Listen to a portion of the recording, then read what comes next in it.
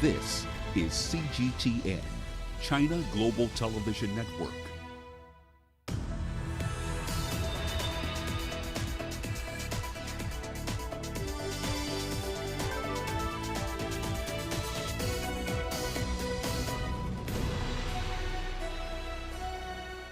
Hello there and welcome to Global Business Africa. We'll be giving you insight into Africa's business and financial markets. I'm Uche Okoronkwo, coming to you from Kenya's capital, Nairobi. Let's start with a look at the markets. Now, global financial markets stabilized just slightly today. That's after rallying higher for 4 straight sessions. MSCI's index of emerging market shares closed the day flat as losses in China and South Africa were offset by gains elsewhere. South Africa's JSE All Share was dragged down by resource stocks. The resource index slid just over 8% today. Now, also coming up on today's show. A raft of economic and diplomatic sanctions imposed on Mali by its neighbors begin to bite. Investors worry that Ghana may be unable to service its debt if it continues borrowing.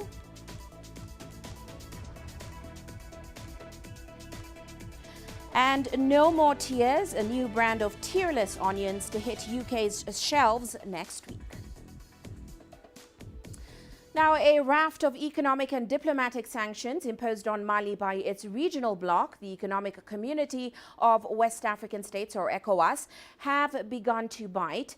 Travelers have been left stranded and people in the country are now scrambling for provisions as the 15 member states in the group announced they were closing all borders with Mali.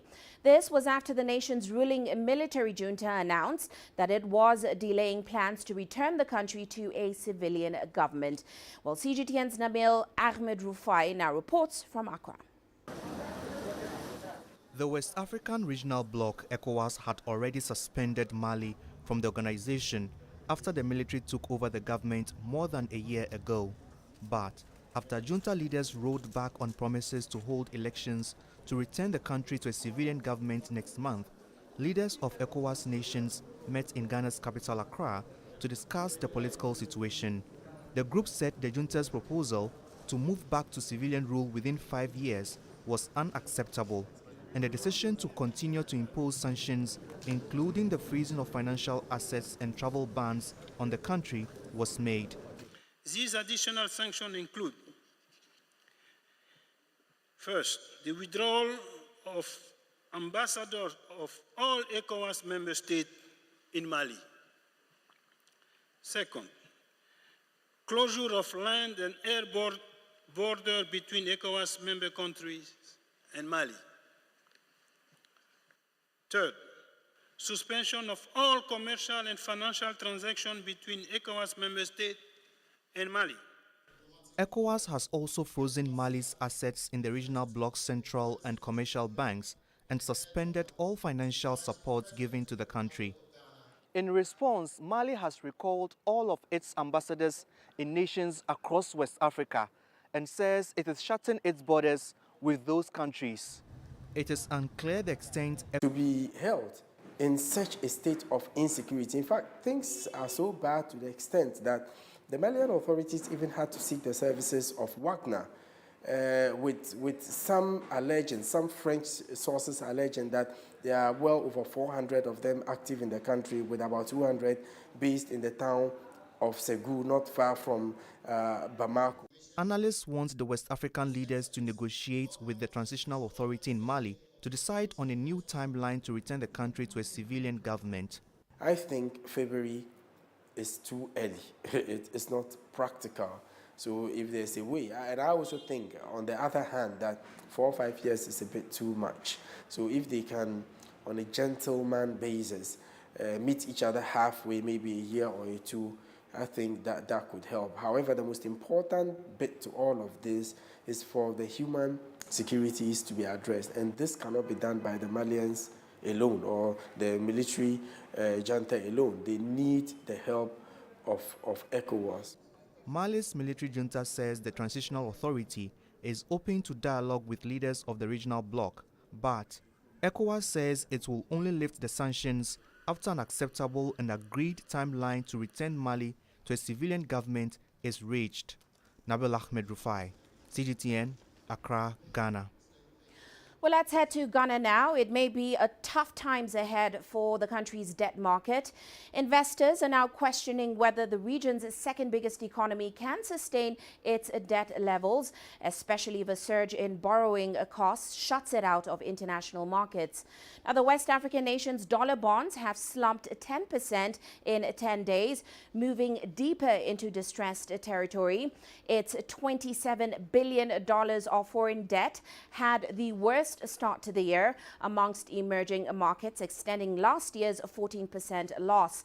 Now, analysts are skeptical that refinancing debt in the Eurobond market will be an option, especially when the U.S. Federal Reserve hikes its rates.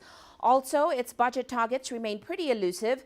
Government debt climbed to 81.5% of GDP at the end of last year, and that's from 31.4% a decade ago. Analysts don't expect the country to default in 2022, but medium to longer term, this may become an issue as Ghana has too much debt for the size of its economy. Well, let's now discuss this further with Nabil Ahmed Rufai. He joins us now in Accra. Great to see you, Nabil, as always. Now, of course, as we mentioned, government debt climbing to 81.5% of GDP at the end of last year. So despite Ghana's robust economy, one can see why investors are questioning the government's ability to sustain those debt levels. Is there really cause for concern, considering that Ghana's state of the economy is not that bad?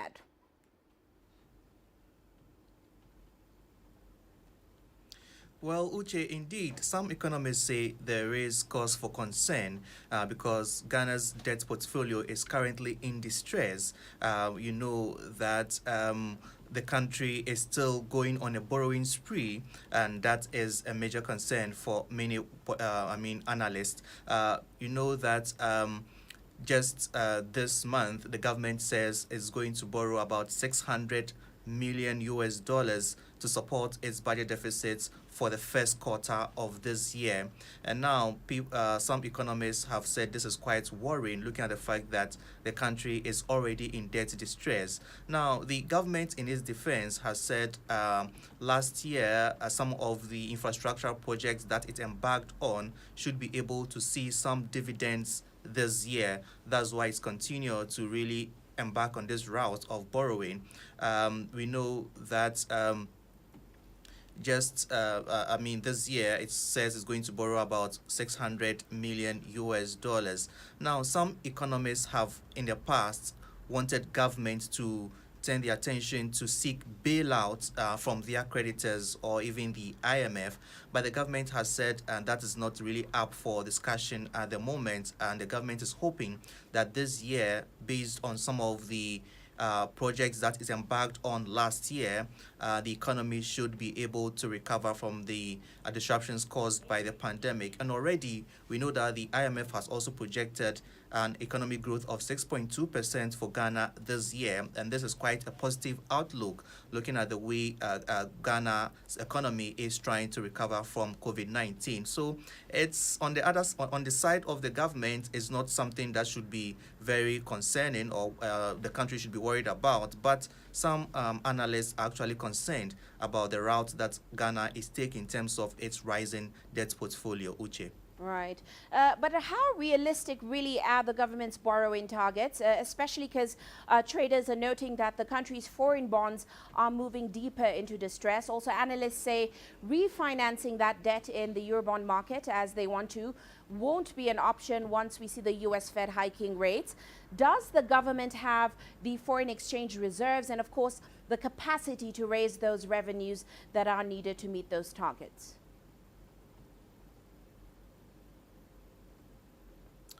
Well, Uche, it is unclear if the government really has the foreign exchange reserves. Well, of course, that is why the government continued to go on the borrowing spree, because indeed, if it has the reserves, why should the government really go to borrow more money to, finance its projects or to support its budget deficit? So it's really a big issue at the moment, and we know that the IMF has actually urged countries like Ghana that are confronted with this particular challenge to rein in spending and also look at how they can, adjust their fiscal and monetary policy to meet these challenges. And for now, the government is looking at just borrowing to meet its target, and that's quite a situation that it's confronted with at the moment, Uche. Right. And of course, looking forward, the currency, the CD, is also a major concern. It lost about 4.9% in value against the US dollar in 2021.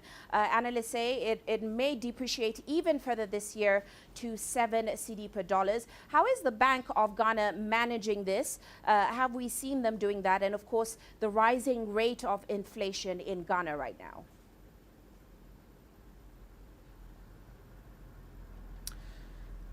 Well, just this week, the central bank said it was going to offload some 450 million US dollars into the Ghanaian economy to help stabilize the CD against the greenback. But this is a measure that the central bank has been doing for some time now, and some analysts have actually said it's quite unsustainable, because indeed in the past we've seen that when some dollars are offloaded into the Ghanaian economy, it's able to stabilize the local currency CD for quite a couple of months, but then just after that, then it keeps depreciating again against the greenback. So analysts are actually right when they say that this particular move is unsustainable, and what they've actually proposed is for the country Ghana to look towards becoming an export-driven economy instead of an import-driven one, because that's where the challenge really is, because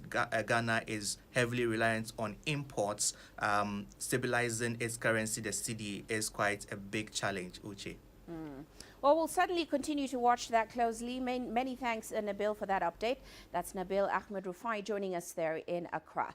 Well, let's head to Nigeria now. The country has lifted its ban on Twitter 7 months after clamping down on the social networking site. The government suspended Twitter last June after the company removed a tweet by President Muhammadu Buhari that threatened to punish those agitating for regional secession. Here is Tessim Akende with more. The announcement came from the Office of the Director General of the National Information Technology Development Agency, Mr. Kashifu Inua Abdullahi. He said the government was reversing course on the ban after Twitter has agreed to work with the federal government, doing things like setting up a local office, adhering to tax rules, and appointing a representative in the country. Twitter hasn't independently confirmed this. While many Nigerians are excited the suspension has been lifted, some say it took too long. Yeah, I'm happy the ban has been lifted. Yeah, I enjoy it, people enjoy it, everyone enjoy it, and I'm so happy. But the thing I think about is that it took so long for the ban to be lifted. Yeah, that's the only thing I think is the issue. So I'm happy because a lot of people have lost their jobs, online jobs, majorly to the ban of Twitter. The use of VPN, especially in Nigerian networks, makes things a little bit slow. So I'm really grateful that the ban has been lifted. According to the NetBlock's cost of shutdown tool, the ban cost Nigeria $250,600 every hour, bringing the daily losses to over $5 million. Experts say the ban was a setback to many promising businesses in the country and a lesson to telecom companies. Many businesses, especially those who transact online, suffered a lot of setbacks. And I hope that going forward, tech companies, in their commitment to developing new innovations, will tread with caution. Twitter's suspension in Nigeria last year sparked an outcry by local and international organizations over freedom of speech.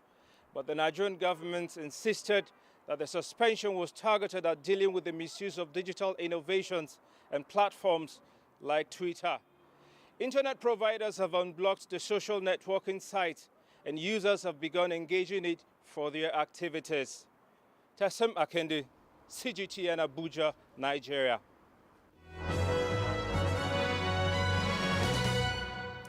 Now look at our corporate headlines today. Nigeria's mining minister says the world's second largest gold miner, Barrick Gold, and top iron ore producer Rio Tinto have expressed interest in the country's largely untapped mining sector.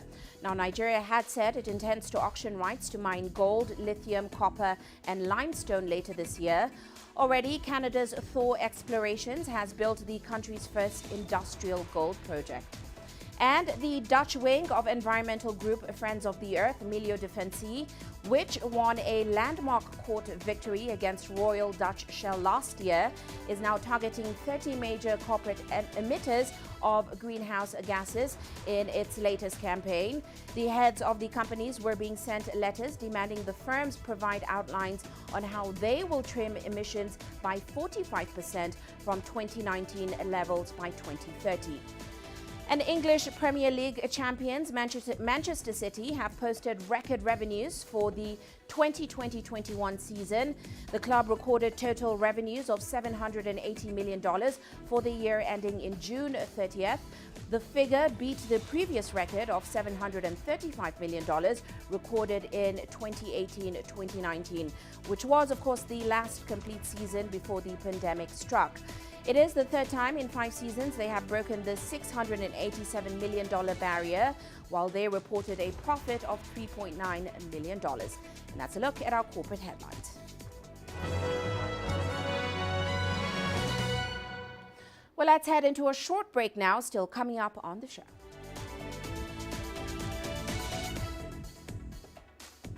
Sudan's former Prime Minister Abdallah Hamdok warns of a full-blown crisis if the current political stalemate is not resolved. And Shell to divest from its stakes in Nigeria's onshore oil fields as it seeks to reduce its carbon emissions.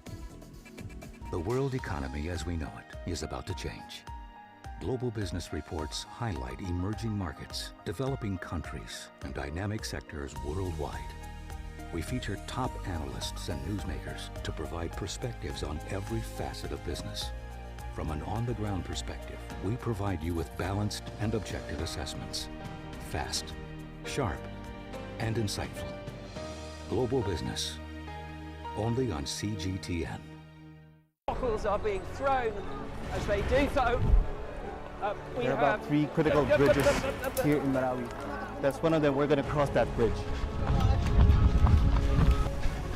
As you can see behind me, police forces who are replying with gas. Gas just came in. Tear gas, so it's all begun now. Divisions leading the charge into West Mosul have brought us here. Just got to be careful here with some gunshots. This is where most of the fighting has been concentrated. This is the front line now after 9 days of fighting. We're about 2 to 3 kilometers from the front clear line. View of this front line position.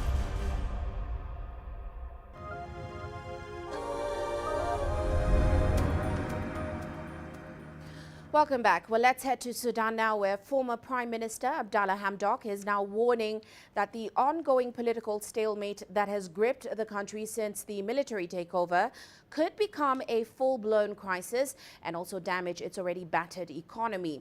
Now, Hamdok resigned more than a week ago amid widespread pro-democracy protests following a military coup that derailed the country's fragile transition to civilian rule. Here's Naba Mohidin with more from Khartoum. It's been over a week since Abdallah Hamdok resigned as Prime Minister, leaving Sudanese politics at a crossroads. The international community has offered to mediate between civilians and military leaders, but tensions over who should lead the country are hampering efforts to reach a political settlement. People need to sit and talk. There's no other way for a solution. Escalation will lead the country into an undefined future. The country is now in a crossroad, but we want a civilian government. We don't want a military rule.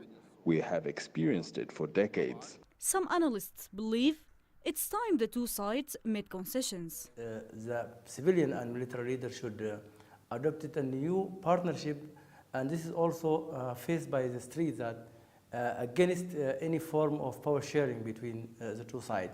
And I do think that this partnership between the military and civilian is must. But finding an arrangement that suits everyone will be difficult. While some pro-democracy groups say a partnership with the military is not what they want, other activists think a political compromise should be found to prevent the country from sliding into a civil war. Since the October military takeover of power, the country has suffered an absence of government, which many say has led to a weakened economy and fragility. The military leaders say The formation of an executive government is needed to end the weeks-long political crisis. But efforts to form such an administration could be rejected by political parties if a consensus is not achieved first. Naba Muhyiddin, CGTN, Khartoum, Sudan. Meanwhile, oil giant Royal Dutch Shell is in talks with about 5 indigenous oil and gas companies in Nigeria to divest its stakes in onshore oil fields in the country's oil-rich Niger Delta region. Now, the sale could fetch the oil giant up to $3 billion. The company has been active in the region since the 1930s, but is currently on a global drive to reduce its carbon emissions. Here's CGTN's Deji Bademosi with more on that story. The planned divestment by Shell does not come as a surprise to players in Nigeria's oil and gas industry. It's been in the works for some years now, and for many, it creates an opportunity for local companies to step in and increase their stake in the country's oil and gas industry. The Nigerian government, which runs a joint venture with Shell, has played down concerns over the planned divestment. It's a business model for Shell.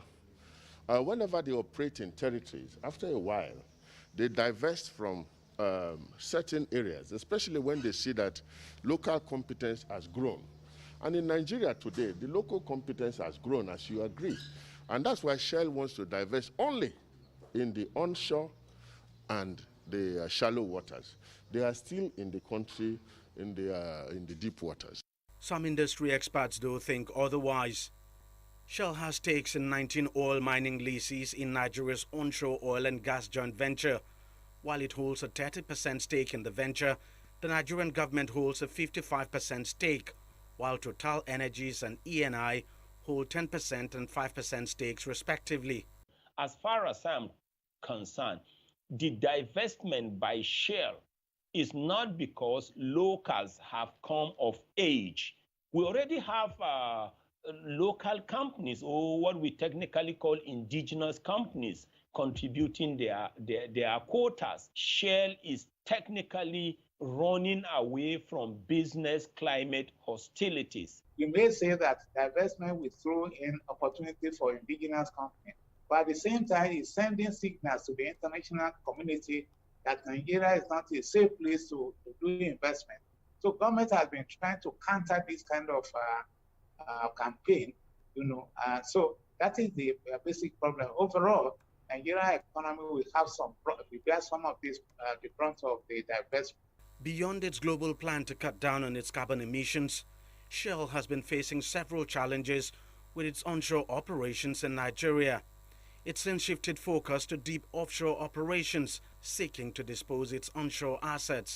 Many issues are now being raised concerning the divestment. First of all, the indigenous companies that are interested in the divestment in the oil fields are currently engaged in negotiation with Shell. But there are some other issues that are coming up that people, observers and experts are raising for those who are interested, particularly the issue of abandonment and the commissioning of some of the oil and gas assets in those areas, which of course may prove very serious for whoever will be taking on these assets. 5 independent Nigerian oil and gas companies have shown interest in the assets and are in talks with Shell. The bidding process is expected to be opened by the end of this month. Deji Bademosi, CGTN, Lagos, Nigeria.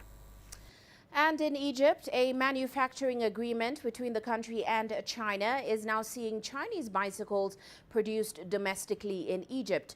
2 models are being produced by the government's manufacturing arm.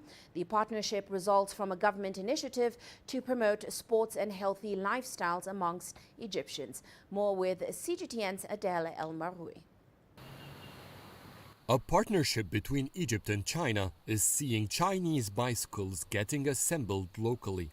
The government's industrial arm, the Arab Organization for Industrialization, is leading the project to produce 2 bike models, a mountain bike and a hybrid city model. Egypt says it is pursuing an ambitious plan to produce a bike for every citizen, starting with a target of 1 million bicycles.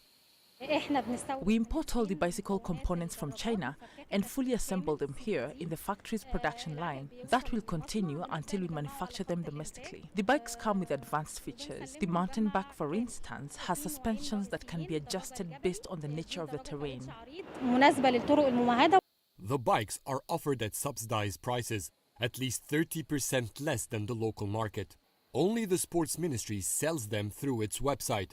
It costs from $120 to $150 for an adult-sized bike. To encourage Egyptians to buy, the public can get a payment facility of up to 12 months with zero interest fees. This is one of the most important national initiatives which the Youth and Sports Ministry is leading. It provides a very important service for the youth of Egypt. The initiative is under the auspices of the Egyptian President Abdel Fattah el-Sisi. It doesn't only provide bikes for the public, it is part of a bigger campaign to promote strong immunity and health by practicing sports. Since he took office, Egyptian President Sisi has been promoting bicycles. On many occasions, he appeared in different Egyptian cities practicing his favorite sport. Since then, the government has been working to encourage the public to bike. Hoping to decrease traffic and promote the eco-friendly means of transportation, Cairo has been creating bike lanes and bike stops at prime locations in downtown areas. Adel Mahroui, CGTN, Cairo. And still in Egypt, the country is in the midst of a major overhaul of its current railway sector to fit a new eco-friendly network. Now, a budget of $46 billion has been allocated for the first 10-year phase that ends in 2024, compared to only $2.6 billion that was spent in more than 3 decades between 1980 to 2013.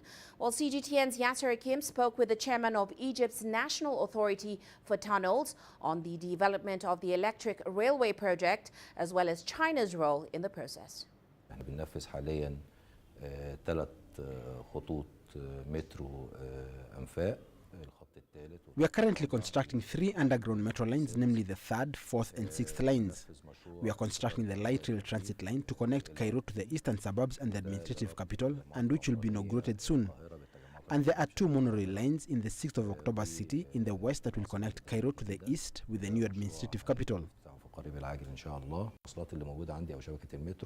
We want to get more details about the light rail transit and all the information about how the project is being done, when it will be ready, and the number of passengers, for example, that will be using it, and the cost of the project. Light rail transit. The light rail train will be introduced for the first time in Egypt. It's being done in cooperation with China, which is our partner in our smart transport strategy, and covers 108 kilometers. The light train connects to the metro lines to link the eastern cities of Greater Cairo and the administrative capital, and also connects with the high-speed train to reach the north of the country in Alexandria, the north coast and Alamein city. The light rail has 22 carriages in the first phase and will carry 45 to 55,000 passengers on each direction every trip. What is the benefit of these projects for the economy in Egypt and for the Egyptian citizens? Any projects established by the state are aimed at having a positive impact on the citizens. First, we'll be increasing speed because time is money, so we are investing in time. Secondly, we are transforming from the traditional fuel-run engines to eco-friendly electric transport vehicles. This will save on the fuel cost, has a positive impact on the environment and the health of the passengers. The trains will transport larger numbers of people faster, therefore they will not need the traditional transportation or cars, which reduces pollution, relieves the burden off roads and traffic, and economically benefits Egyptians. It will also operate as a freight transport line. The current traditional trains transport goods at a speed of 30 to 40 kilometers per hour. The high-speed train will transport at a speed of 120 kilometers per hour. China is working with Egypt on a couple of these projects. Tell us more about your cooperation with China. The 2 countries have a long history and cooperation in many fields. In my sector, it's the electric rail transport. We have close relations as China is successfully contributing in the funding and construction of the projects. The Chinese companies are working hand in hand with local developers to build the network. China is also providing us with the train carriages, and a large portion of the financing is from China. Everything is going as planned and has proved a successful cooperation. Thank you very much for joining us here on CGTN. You're watching Global Business Africa. Let's take a short break now, but still to come on the show.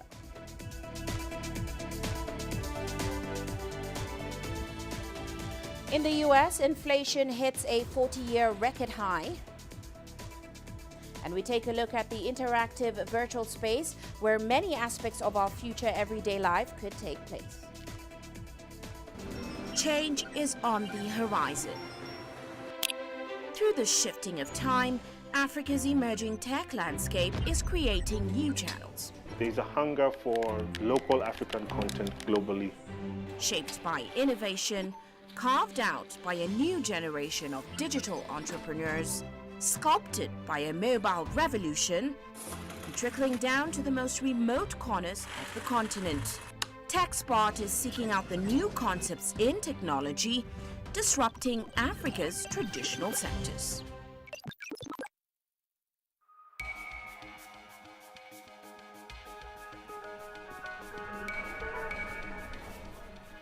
You're watching breaking news on CGTN.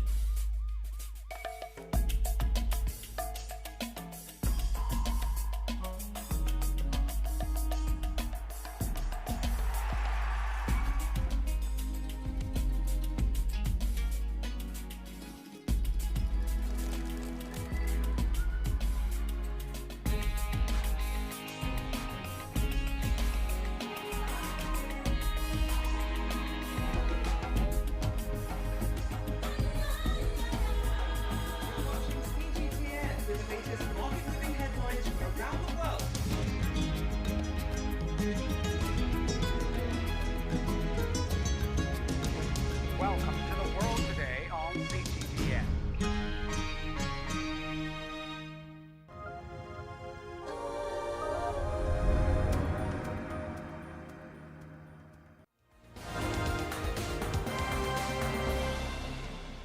Now here's a quick recap of other headlines this hour. The European Union will impose sanctions on Mali in line with measures already taken by the West African bloc ECOWAS. Now, EU Foreign Policy Chief Josep Borrell said on Thursday that the move was also a response to the arrival of private military contractors from the Russian Wagner Group, whose members are mostly ex-service personnel. And Somali President Mohamed Abdullahi Farmajo has confirmed his country's ambitions to join the rotational UN Security Council non-permanent members, as well as the African Union Peace and Security Council. This is to strengthen regional international relations and diplomacy.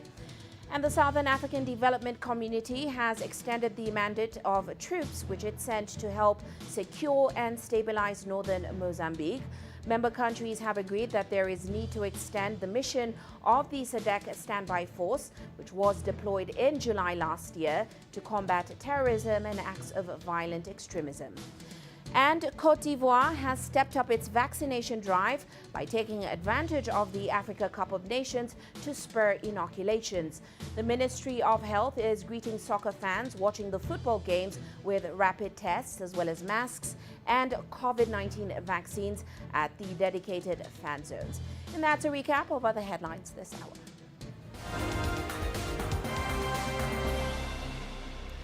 Now to some international news. U.S. White House economic advisor Brian Deese says that supply chain challenges have manifested themselves more than people had anticipated. While addressing questions about a rise in inflation, Deese said that the Biden administration plans to take additional steps this month to attempt to further ease bottlenecks at ports. He also said most forecasters expect prices to moderate over the course of 2022. I think that if we look at the situation earlier in the year, a number of projections and forecasts have come out differently than we anticipated. If you look at employment, for example, virtually nobody was projecting that we would see unemployment fall as quickly as it has and get to 3.9% by the end of this year. That's 4 years faster than the median forecaster. And so I think we've seen a number of unanticipated outcomes. When it comes to prices, what we have said consistently, focused consistently, is that this is a global phenomenon. It is connected to the pandemic and the issues that that has raised. Meanwhile, video taken from grocery and convenience stores across the U.S. show images of near-empty shelves in some stores as shoppers grapple with ongoing supply chain issues. Now, buyers stocked up on what supplies they did find in preparation for wintry weather, which is expected over the weekend. Supply chain issues such as bottlenecks at U.S. ports combined with delivery delays are making it difficult for some stores to restock their shelves. And inflation in the United States has hit a 40-year record. Official figures show prices in December rose 7% on an annual basis. And as Owen Fairclough now reports, that increases the pressure on the central bank to try to rein in the price surge by raising interest rates. Well, isn't this a thriller? That's one way of describing US inflation right now. It's at the highest level since 1982, when Ronald Reagan was president and Michael Jackson's Thriller was on the way to becoming the biggest selling album of all time. And today's twin demons for the White House are COVID-19 and inflation, partly blamed on stimulus measures used to save the economy in the pandemic's first wave. Some organisations, such as the US central bank, say this inflation crisis is partly down to supply and demand problems caused by pandemic labour shortages. That's caused shortfalls in key components for things like new cars, and in turn has increased demand for used cars, sending prices soaring by nearly 40% in some cases. Oil prices are also rising again, with the cost of gasoline higher in both the US and the European Union, where inflation surged to 5% in December. All this is enough to worry the World Bank about the impact on global growth. Debt levels are quite high. We have inflationary pressures. We have climate-related challenges. When you put all of these with very limited policy space in emerging market developed economies, these risks increase the possibility of a hard landing. The Biden administration has opened up emergency oil reserves to increase supply, and gas prices here in the US are beginning to fall in some places. And it now falls to the US Federal Reserve to cool inflation by raising interest rates after cutting them to near zero to help save the economy from COVID. Owen Fairclough, CGTN, Washington. And moving on now, the Biden administration has imposed its first sanctions over the Democratic People's Republic of Korea's weapons program. Now, this comes after the DPRK conducted a series of missile launches in the past weeks. Washington says the sanctions target 6 people from Pyongyang, 1 Russian and a Russian firm. The U.S. Treasury says the steps aim both to prevent the advancement of the DPRK's program and to impede its attempts to proliferate weapons technologies. Now, the Biden administration has tried unsuccessfully to engage Pyongyang in dialogue, but the U.S. State Department says Washington remains committed to pursuing diplomacy. And China's Ministry of Commerce has reported a 15% increase in foreign direct investment for the whole year of 2021, suggesting that global investors remain confident about China's economy. Now, FDI in China, in terms of actual use, topped 1.1 trillion yuan, or about $180 billion last year. High-end technology, including manufacturing and services, was among the most attractive sectors to foreign investors. And China's State Council rolled out a plan to facilitate the development of the digital economy in the 14th five-year period, which is from 2021 to 2025. Now, the plan aims to raise the proportion of the added value of core digital economy industries in the GDP to 10% in 2025, and that's up from 7.8% in 2020. The plan details key tasks in 8 areas, including optimizing and upgrading digital infrastructure, pushing forward the digital shift of enterprises, and expanding international cooperation on the digital economy.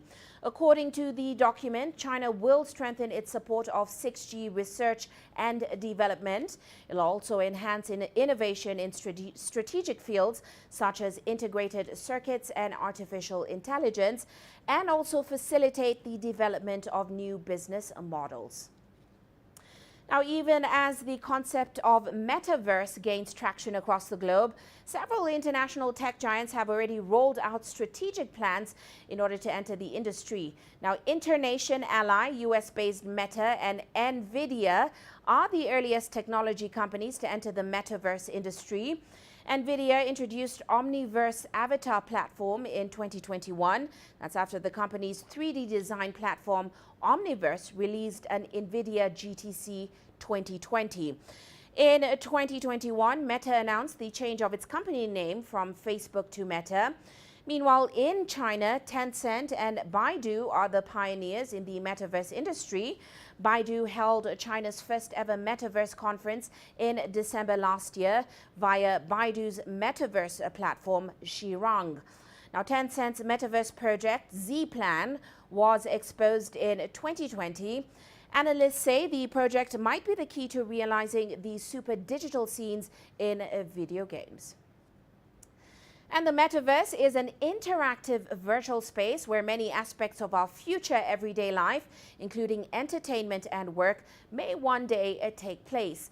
People from anywhere on the earth can actually join the virtual reality metaverse. Well, here's CGTN's Giles Gibson from Brussels with more on that story. A fire breaks out on a subway platform, smoke filling the air. But don't worry, it's not real. That virtual fire was started by Belgian company One Bonsai, which designs virtual reality training services used by the police, the military and private companies. The concept of metaverse is the concept of having a parallel digital universe with the universe that we live in, so from like real world. And here at One Bonsai we have actually a virtual reality training metaverse, meaning that anybody like you could just jump into a training, somebody else from anywhere else in the world could actually join your training. With cutting-edge VR hardware, the company can place you in a specially designed scenario where you learn by doing. So instead of doing my fire safety training in this boring office, I can put on this virtual reality headset. I then pick up this specially adapted fire extinguisher, and then now I am learning to put out this fire. After rebranding its parent company as Meta, Facebook announced plans to create 3D spaces for business meetings, games, or just hanging out with friends. However, as the tech giant battles yet another scandal, there are concerns that its plans for the metaverse could give Facebook even more control over how we use the internet. A former Facebook employee who leaked thousands of internal documents to US media and regulators addressed the European Parliament. My name is Frances Haugen. I used to work at Facebook and joined the company because I believe Facebook has the potential to bring out the best in us. But I am here today because I believe that Facebook's products harm children, stoke division, weaken our democracy, and much more. So this is actually a stock headset made by Facebook and like the daughter company of Facebook, Oculus. Back at One Bonsai, the team works with a variety of kits, including Facebook-owned Oculus headsets, a big player in the VR market. But whichever company ends up dominating this new frontier of the internet, in some ways, the metaverse has already arrived. Giles Gibson, CGTN, Brussels. Now, at a time when the concept of metaverse is gaining traction globally, related technologies such as virtual reality and bringing more innovative and immersive experiences to the cultural tourism industry in China. Efforts are currently underway in the country to make extended reality the innovative arm of cultural tourism. Well, our Aaron Liu spoke to Shi Qiao, president of Sky Limit Entertainment, which is a Chinese VR firm, to find the answers.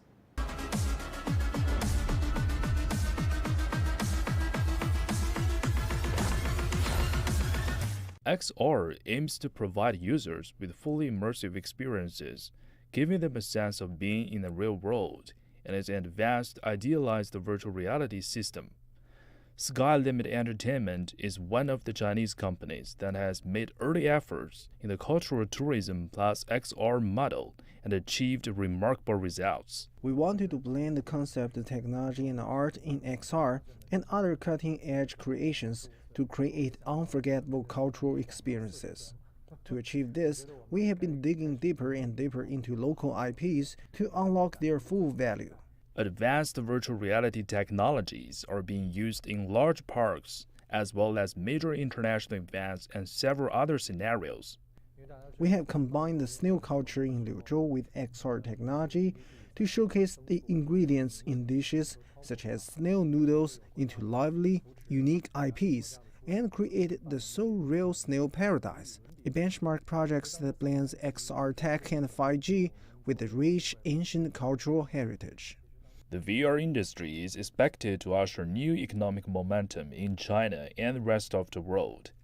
Data shows that global virtual reality industry will attain a market size of $240 billion in 2024, compared with $62 billion in 2020, with a compound annual growth rate of 45%.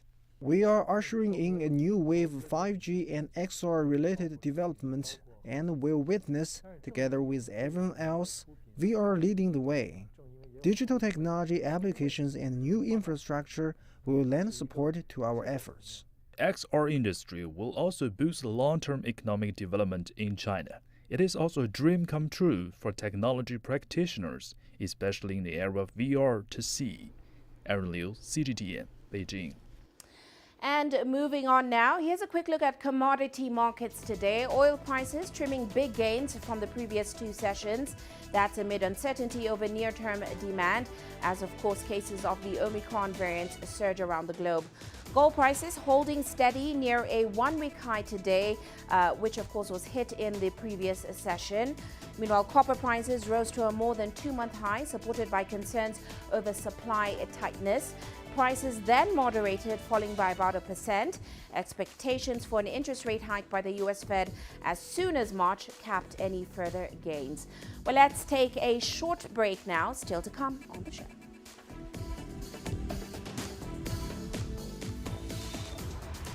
Onions that won't make you cry hit the British supermarket shelves next week.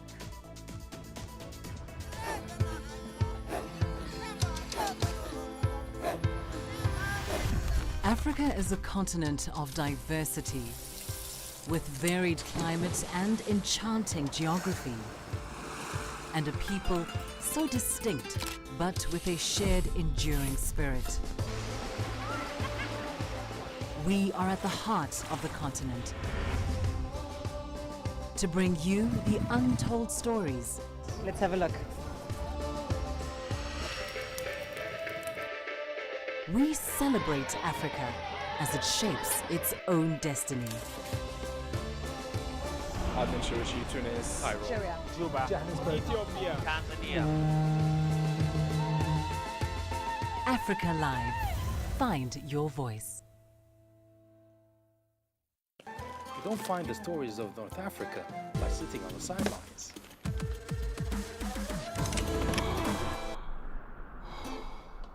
No one else will take you where we can in North Africa. And no one else will show you what it's all about. CGTN, see the difference.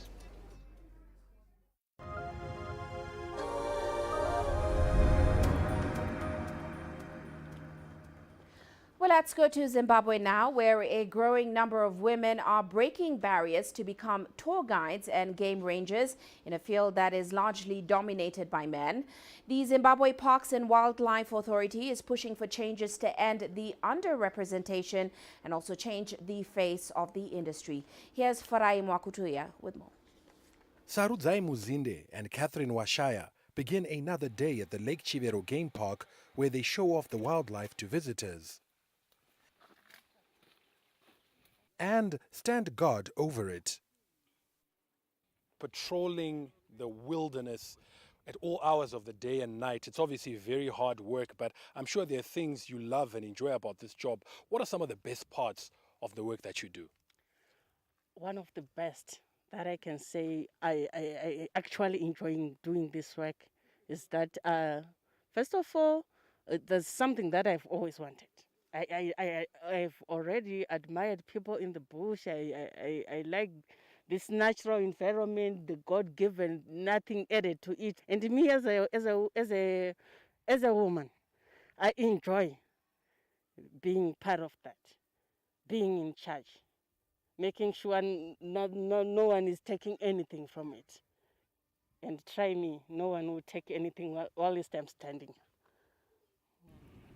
That reveals the intent with which authorities are looking after this priceless heritage. There's been a significant reduction in the numbers of wildlife lost to poachers here over the last few years. Zimbabwe's conservation effort has been so effective, it has started reintroducing some endangered species like black rhino into game parks where they had previously been completely wiped out. The National Parks and Wildlife Management Authority aims to consolidate the gains by making conservation more inclusive. About 5 years ago, it was 90 versus 10 because most of our officers were male, and it's a male-dominated industry. But over the last 3 years, we've increased the percentage of women to about 20, and we continue to do that. Female enrollment in training schools has increased to 40% as the authority encourages more young women to take up a job where emotions are stretched to extremes. It's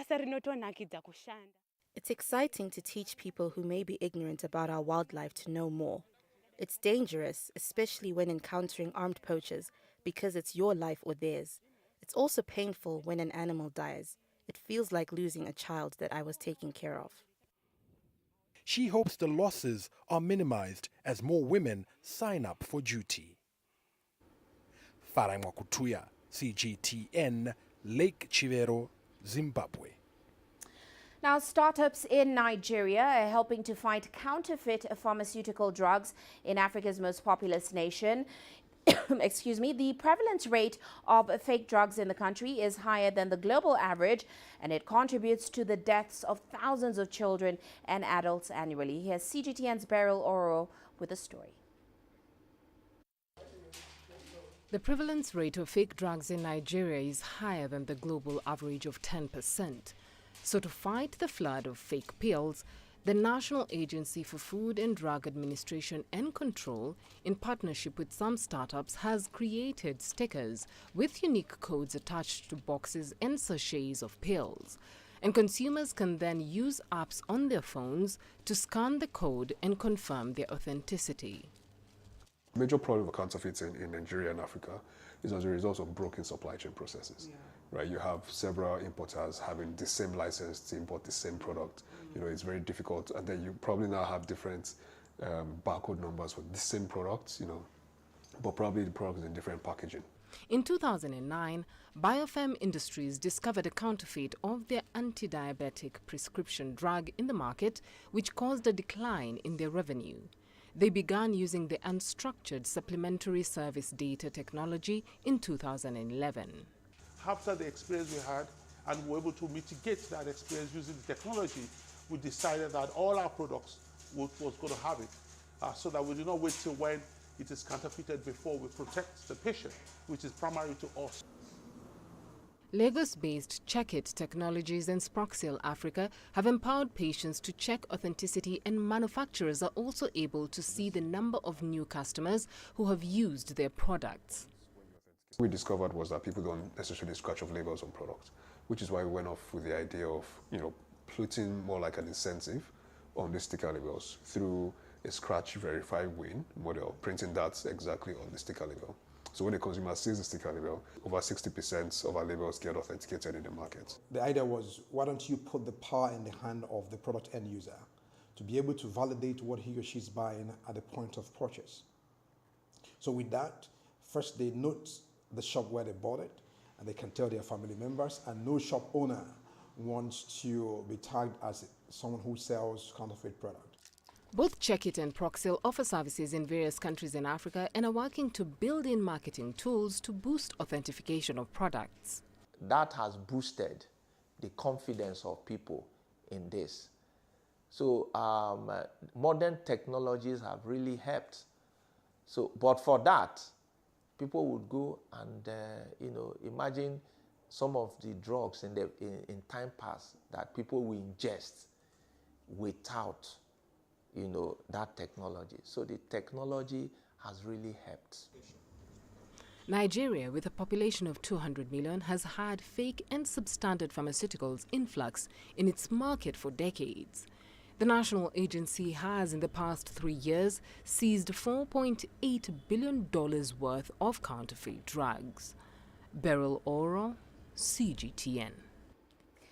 And here's a story that should give you some relief, or at least for your eyes. Making an onion soup from scratch or even caramelizing onions is about to get easier.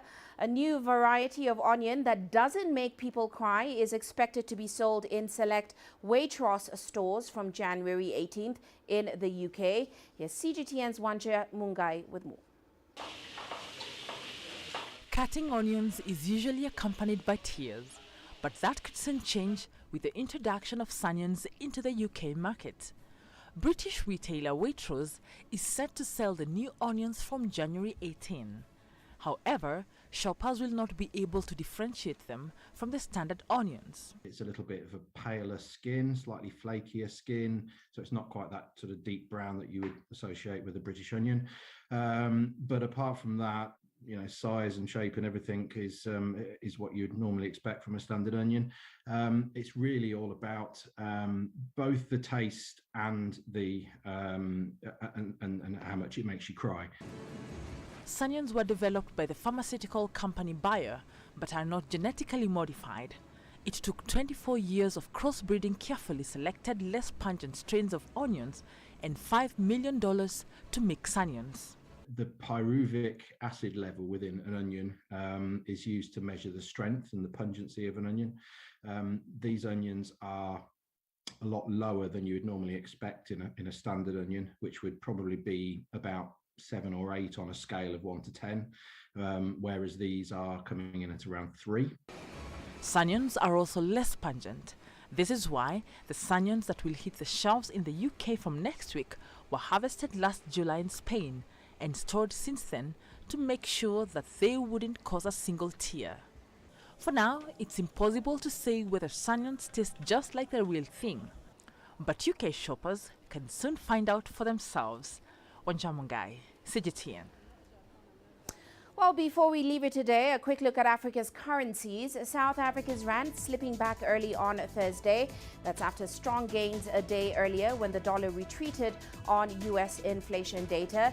The currency closed roughly 0.3% weaker than its previous close. Meanwhile, Ghana's cedi depreciating against the dollar, slowly inching towards that 7 cedi per dollar level. The currency has lost about 4.9% in value against the dollar last year.